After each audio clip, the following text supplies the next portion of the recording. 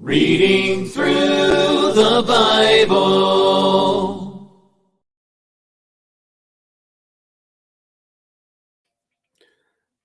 Good evening. I'm Dennis, and I'm a Christian.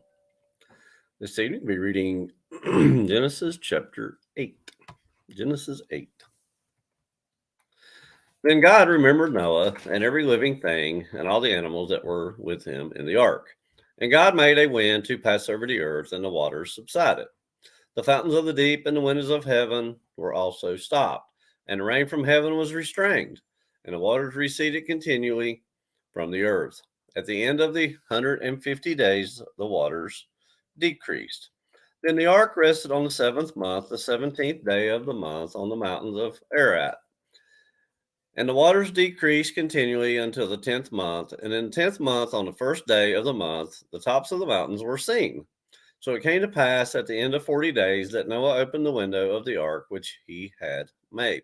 Then he sent out a raven, kept going to and fro until the waters had dried up from the earth. He also sent out from himself a dove to see if the waters had receded from the face of the ground. But the dove found no resting place for the sole of her foot, and she returned into the ark to him, for the waters were on the face of the whole earth. So he put out his hand and took her and drew her into the ark to himself.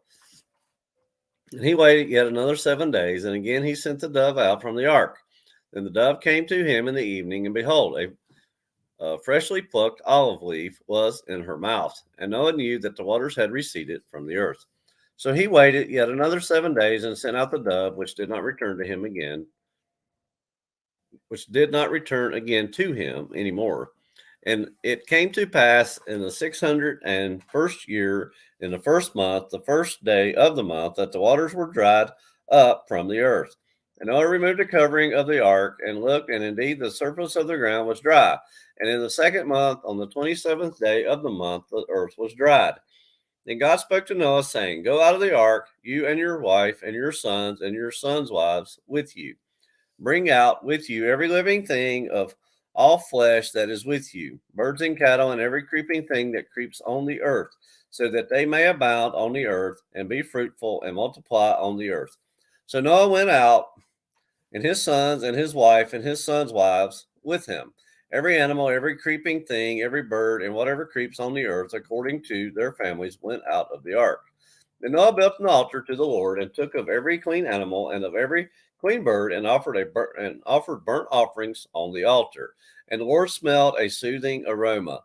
Then the Lord said in his heart, I will never again curse the ground for man's sake, although the imagination of man's heart is evil from his youth, nor will I again destroy every living thing as I have done. While the earth remains, seedtime and harvest, cold and heat, winter and summer, and day and night shall not cease. That was Genesis chapter 8. Genesis 8, reading from the New King James Version.